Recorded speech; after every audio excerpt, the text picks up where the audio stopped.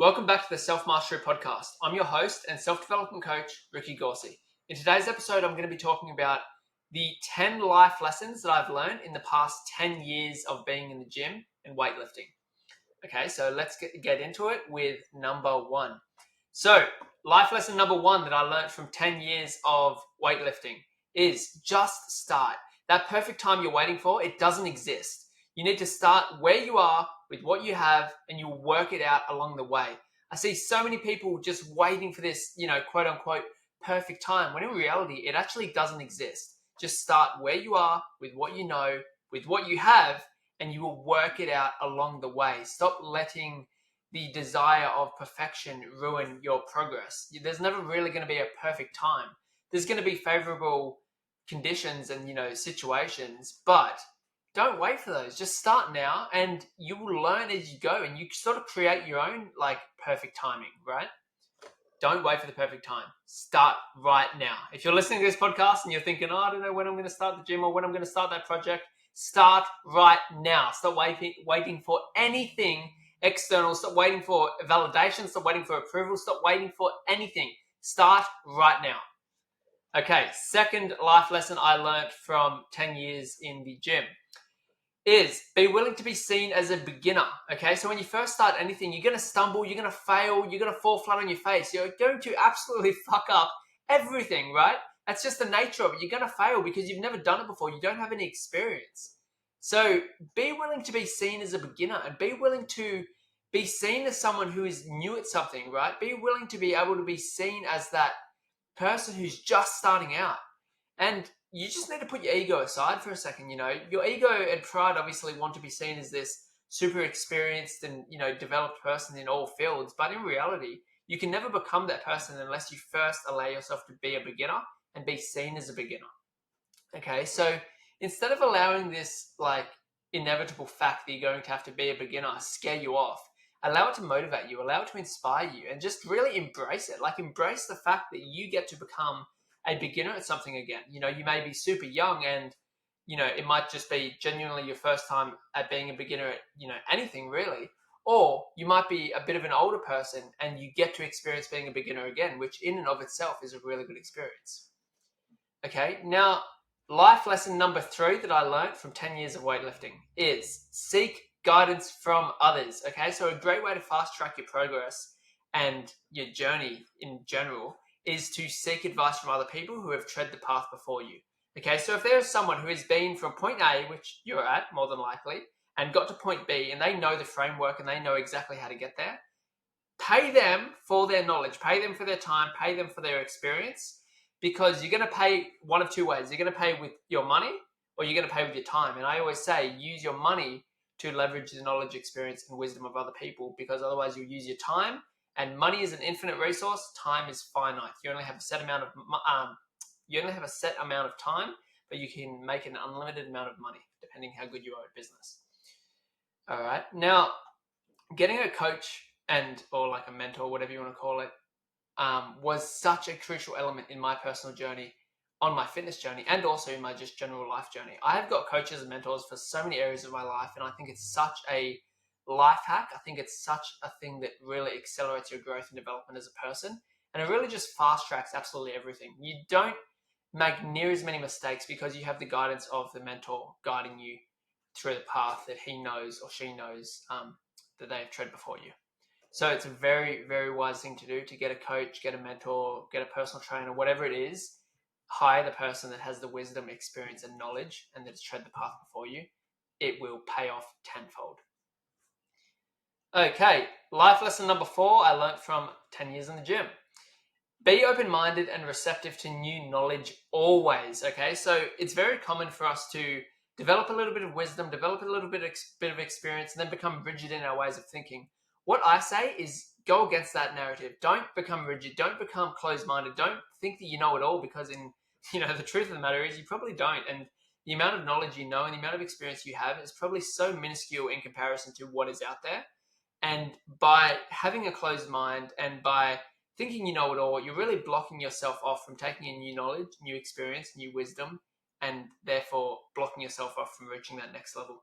So always keep an open mind, always be willing to learn, and always remain a student. You should always be a student in all realms of life. You should be absorbing, learning, just like a sponge. You should be soaking up information and knowledge from other people and resources and books and programs and courses and videos and anywhere you can get new knowledge from. Soak it up and really become a student of the game of life. Okay, now I really like to say the moment you stop learning is the moment you start dying, because I think a key part of life is continuous expansion, and it's very hard to expand and grow and evolve if you think you know everything and you think you're at the top level.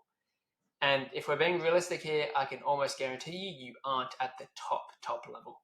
And even if you are, I'm sure there are some things to learn still.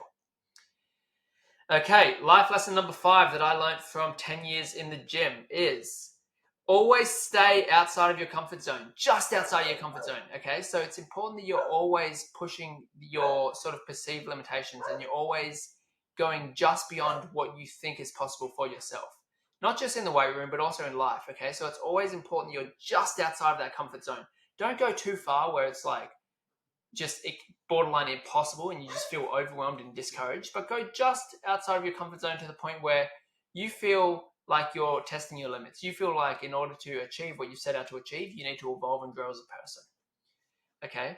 Now, complacency is the enemy. Okay. So you want to always be trying to push to that next level, not because you're not satisfied or sort of like content with where you are currently, but because we always want to be just getting better and better and better. Because if you're not progressing, you're regressing. That's what I truly believe. I don't believe in maintenance. I believe you're either getting better or getting worse. So always aim to get better in every realm of your life. Okay, life lesson number 6 that I learned from 10 years in the gym is the more you put in, the more you get out. Don't complain about the results you didn't get from the work you didn't do. This doesn't just go for the gym, okay? But let's relate it to the gym.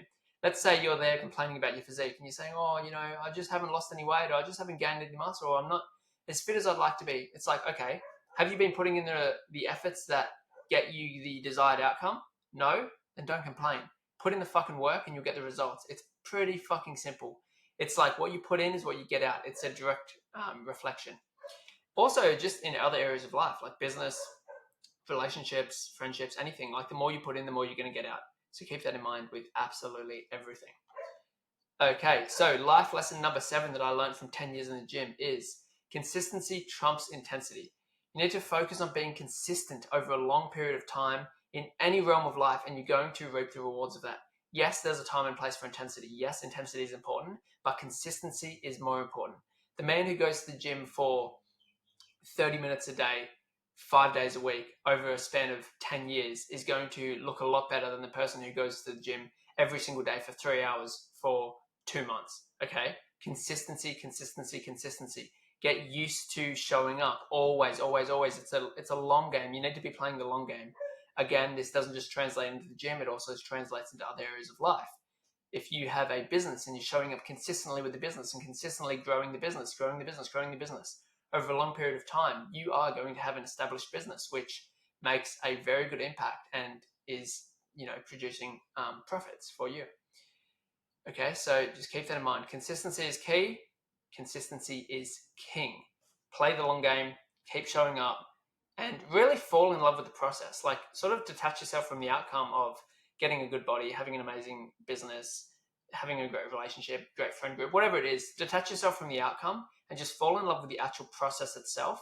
And then as a byproduct, the results will come if you stay consistent over a long period of time. Okay, life lesson number 8 that I learned from 10 years in the gym is show up, especially when you don't feel like it. Okay, so if we only show up to the gym or to business or to life or to a relationship or whatever it is when we feel like it, realistically speaking, that's going to be a very small percentage, right? We don't always feel like it. And if we're being completely honest, we don't really, there are very few times when we're actually going to be super motivated to do the things that we need to do. So show up even if you don't feel like it, especially if you don't feel like it. Because when you show up on the days where you don't feel like it, you're proving to yourself, to your mind, to your subconscious mind specifically, that you are a person of grit, you are a person of resilience, and you are a person of extreme willpower and discipline who shows up regardless of how they feel. You develop an inner grit, an inner sort of like just inner strength, really. Something that you can call on when you don't feel like doing something. You have that past evidence and you can refer to that, and that'll help you get the things done. Okay. Now, you can't, you can't expect to get results if you're only showing up when you feel like it. That's ridiculous, right? Like, if you're only showing up when you feel like it, you're probably not going to be showing up to the gym that much, or to business that much, or to whatever it is that much. If I'm being completely honest, there are, you know, not many days in the week where I'm like, fuck yeah, let's go to the gym. I'm so amped. I'm so amped. Don't get me wrong, there are those days, but it's definitely not every day. And if I only trained on the days that, I was that amped and I was that excited, I would have a pretty shit physique. Okay, life lesson number 9 that I learned from 10 years in the gym is compare yourself to your former self, not to other people.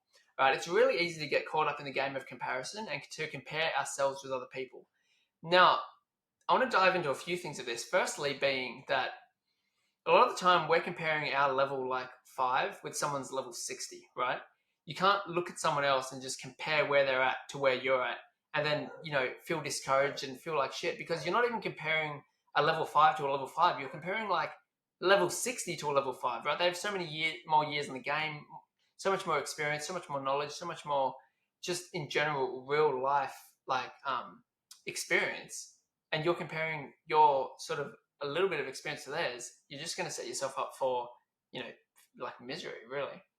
That goes for, again, not just the gym, but life in general. Don't compare your business that's been around for 1 to 5 years to someone's that's been around for like 20 to 50 years. Obviously, theirs is going to be more established than yours. That's just a given, right? Compare yourself to who you were yesterday, not to who someone else is today.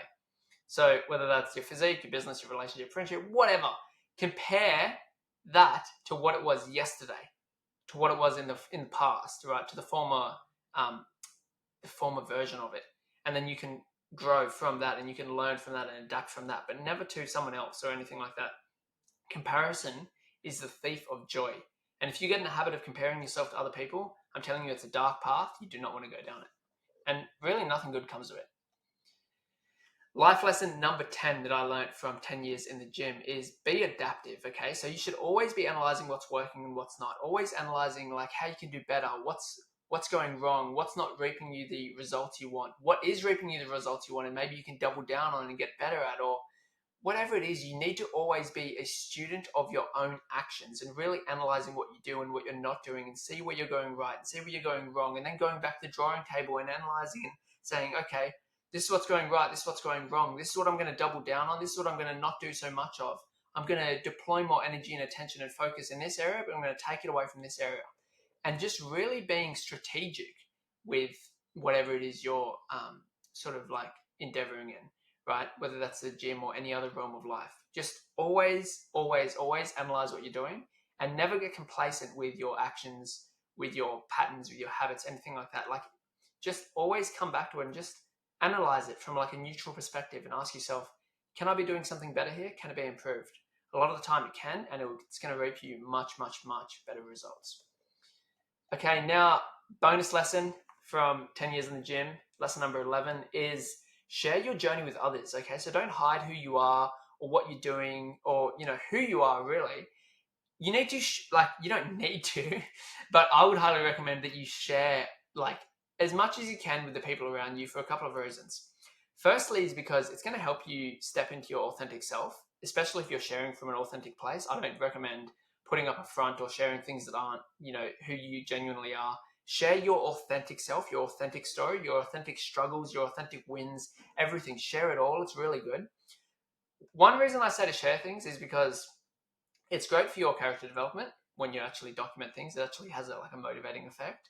Secondly, it's because it helps you connect to like-minded people. Like, when other people see the journey you're on, they may relate to it, they may be inspired by it, or you may even just sort of ignite a spark in them that's like, oh wow, if he's doing it, I can do it too. Or just in general, a lot of people need proof from other people that it's possible. So if someone sees you doing something, it's almost like validation or approval in their mind that, hey, he's doing it, that means I could do it too. It's like a little bit of it's like real life evidence that people get from your actions. So I say, if you can do that, if you have the opportunity to do that, to be like a light in someone else's life, definitely do that, because what's better than inspiring other people and allowing other people to show up as their authentic self as well. And thirdly, why I say share your story and share everything authentic about you is because it's amazing to look back on. Like when you actually document things and share it online and share it in all these places, you can look back on it and you can like sort of like reflect on how far you've come and reflect on who you were at the start of the journey and who you've evolved into and the process it took to take here. And it's a really beautiful thing to look back on and just almost like pat yourself on the back and be like, holy shit, like I've really come a long way and I'm so grateful that I've documented all this stuff.